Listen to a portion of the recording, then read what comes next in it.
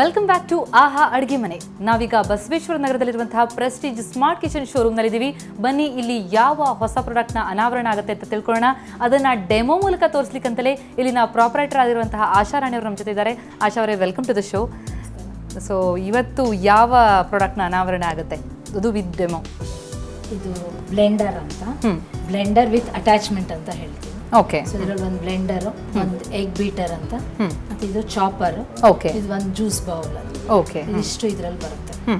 ಇದರಲ್ಲಿ ನಾವು ಚಾಪರ್ನಲ್ಲಿ ಎಲ್ಲ ತರಕಾರಿಗಳು ಹೆಚ್ಚಿಕೊಳ್ಬಹುದು, ಕಟ್ ಮಾಡ್ಕೊಳ್ಬಹುದು. ಕಟರ್ ಇರುತ್ತೆ, ಇದರಲ್ಲಿ ಒಂದು ಕಟರ್ ಬ್ಲೇಡ್ ಇರುತ್ತೆ. ಇದರಲ್ಲಿ ಎಲ್ಲ ತರಕಾರಿಗಳು ಹೆಚ್ಚಿಕೋಬಹುದು, ಚಿಲ್ಲೀಸು, ಆನಿಯನ್, ಓಕೆ, ಸೊಪ್ಪು ಎಲ್ಲದು ಮಾಡ್ಕೊಳ್ಬಹುದು. ಓಕೆ. ಸೊ ಈರುಳ್ಳಿನ ಈ ರೀತಿ ಕಟ್ ಮಾಡಿ ಹಾಕೊಂಡ್ರೆ ಆಯ್ತು ಅಷ್ಟೇ. ಇದರಲ್ಲಿ ಎಲ್ಲ ತರ ತರಕಾರಿಗಳನ್ನು ಮಾಡ್ಕೋಬಹುದು. ಓಕೆ. ಸೊ ನಿಮಿಷಗಳಲ್ಲೇ ಆಗ್ಬಿಡುತ್ತೆ. ನಿಮಿಷನೂ ಬೇಡ, ಸೆಕೆಂಡ್ಸ್. ಎಷ್ಟು ಇದು ಬೇಕೋ, ಯಾವ ರೀತಿ ಸೈಜಲ್ಲಿ ಬೇಕೋ ಅಷ್ಟು ಸಲ ಮಾಡ್ಕೊಂಡ್ರೆ ಆಯ್ತಲ್ವಾ? ಅರ್ಧ ಹೆಚ್ಚು ಹಾಕೊಂಡ್ರೆ ಸಾಕು. ಪವರ್ ಮೇಲೆ ಆಗಿರೋದ್ರಿಂದ ಎಷ್ಟು ಪವರ್ ತಗೊಳ್ತಾ ಇದು? ಇದು ತುಂಬಾ ಏನು ತಗೊಳ್ಳೋದಿಲ್ಲ. ನಾವು ಒಂದು 2 ಗಂಟೆಗಳ ಕಾಲ ಉಪಯೋಗಿಸಿದ್ರೆ 1 ಯೂನಿಟ್ ಆಗುತ್ತೆ ಇದು. ಓಕೆ, ಅಷ್ಟೇ. 2 ಗಂಟೆ ಕಂಟಿನ್ಯೂಸ್ ಯೂಸ್ ಮಾಡಿದ್ರೆ ಈ ಥರ ಹಸಿಮೆಣಸಿನ್ಕಾಯಿ ಸಣ್ಣಗೆ ನಾವು ಕೋಸಂಬರಿಗಾಗಲಿ, ಅಕ್ಕಿ ರೊಟ್ಟಿಗೆ, ದೋಸೆಗೆ, ಪಡ್ಡು ಮಾಡ್ತೀವಿ ಅಂಥದಕ್ಕೆಲ್ಲ ಮಾಡ್ಕೊಳ್ಬೇಕು ಅಂದರೆ ಇದರಲ್ಲಿ. ಅಂದರೆ ನೀರು ಇದೆಲ್ಲ ಹಾಕೊಂಡು ಚಟ್ನಿ ಥರನೂ ಮಾಡ್ಕೊಬೋದು. ಚಟ್ನಿ ಥರ ಆಗೋದಿಲ್ಲ, ಕಟ್ಟರ್ ಪೇಸ್ಟ್ ಕಟ್ಟರ್ ಇದು. ಎಷ್ಟು ಸಣ್ಣಗೆ ಬೇಕಾದ್ರೂ ಮಾಡ್ಕೊಳ್ಬೋದು.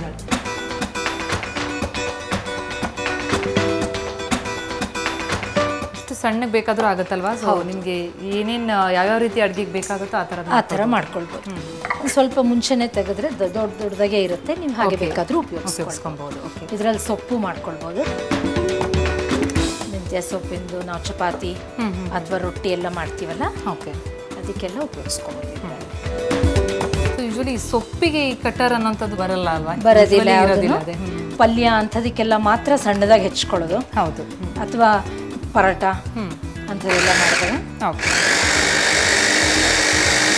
ಕೊತ್ತಂಬರಿ ಸೊಪ್ಪು ಯಾವ್ದು ಬೇಕಾದ್ರೂ ಆ ಥರ ಹೆಚ್ಕೊಳ್ಬೋದು, ಸಣ್ಣದಾಗ.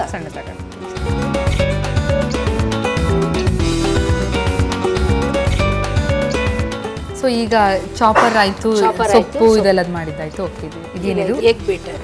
ಓಕೆ.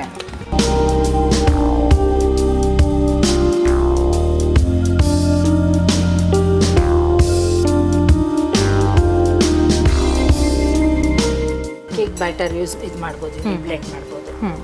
ಸುಮ್ಮನೆ ಹೀಗೆ ಪ್ರೆಸ್ ಮಾಡಿ. ಓಕೆ.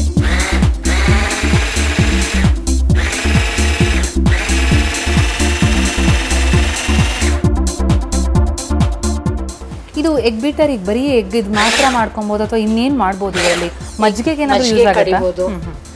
ಮಸ್ಸೊಪ್ಪು ಮಾಡ್ತೀವಲ್ಲ, ಹೌದು, ಬೇಳೆ ಅಂಥದ್ನೆಲ್ಲನೂ ಇಟ್ಬಿಟ್ಟು ಮಸಿಬೋದು. ಓಕೆ, ಮ್ಯಾಶ್ ಮಾಡೋದಕ್ಕೆ ಭಾಳ ಯಾವುದೇ ಆಗಲಿ ಮಾಡ್ಬೋದು. ಹೆಲ್ದಿ ಫುಡ್ನ ರೆಡಿ ಮಾಡಬೇಕು ಅಂತಂದ್ರೆ ಜಾಸ್ತಿ ಸಮಯ ಸ್ಪೆಂಡ್ ಮಾಡೋ ಅವಶ್ಯಕತೆ ಇಲ್ಲ ಈಗ. ಸೊ ಇನ್ನೇನು ಮಾಡ್ಬೋದು ಇದರಲ್ಲಿ? ಇದನ್ನು ಉಪಯೋಗಿಸ್ಕೊಂಡು ನೀವು ಮಜ್ಜಿಗೆ ಮಾಡೋದಕ್ಕೆ, ಮಜ್ಜಿಗೆಗಳಾದ್ರೆ ಇದು ಇರುತ್ತಲ್ಲ, ಹೌದು, ಮೇಲ್ ಸ್ಪ್ಲಿಟ್ ಆಗೋದಿಲ್ಲ. ಓಕೆ, ಇದರಲ್ಲಿ ಯೂಸ್ ಮಾಡ್ಬೋದು. ಓಕೆ. ಇನ್ನು ಸೊಪ್ಪು ನೀವು ಇದೆಲ್ಲ ಹೇಳಿದಂಗೆ ಅದನ್ನೆಲ್ಲ ಈ ರೀತಿ ಬೌಲಲ್ಲೇ ಮಾಡ್ಕೊಂಡು ಮಜ್ಜಿಗೆಗೆ ಎಲ್ಲ ಮಾಡುವಾಗ ಈ ಬ್ಲೇಡ್ ಹಾಕೊಳ್ಳೋದು. ಓಕೆ, ಈ ಬ್ಲೇಡ್ ಮಸೊಪ್ಪಿಗೆ ಅದಕ್ಕೆಲ್ಲ ಇದನ್ನು ಉಪಯೋಗಿಸ್ಕೋಬಹುದು.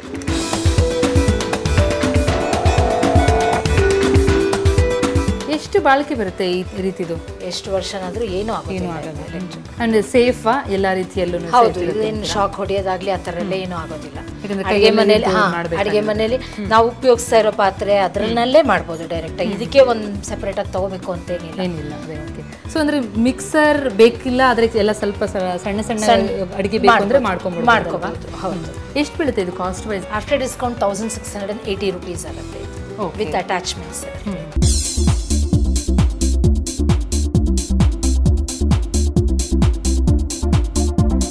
ಈಗ ಪುಟ್ಟ ಕಿಚನ್ ಅಲ್ಲಿ ಆರಾಮಾಗಿ ಅಕಾಮಡೇಟ್ ಮಾಡೋದಕ್ಕೆ ಕಿಚನ್ ಅಲ್ಲಿ ಹ್ಯಾಂಡಿ ಇದನ್ನ ಹ್ಯಾಂಗ್ ಮಾಡ್ಕೊಳ್ಳುವಂತ ವ್ಯವಸ್ಥೆನೂ ಮಾಡ್ಕೋಬಹುದು. ಅದಕ್ಕೆ ಅದನ್ನು ಕೊಟ್ಟಿರ್ತಾರೆ. ಮನೆಯಲ್ಲೇ ಹ್ಯಾಂಗ್ ಅಡುಗೆ ಮನೆಯಲ್ಲೇ ಹ್ಯಾಂಗ್ ಮಾಡ್ಕೊಂಡು ಅದನ್ನ ಅಲ್ಲೇ ಉಪಯೋಗಿಸಿ ಹಾಗೆ ಇಟ್ಕೊಳ್ತಾರೆ. ಓಕೆ, ಹೆಸರಿಗೆ ತಕ್ಕಂಗೆ hand blender. Okay, thank you so much. Thank you.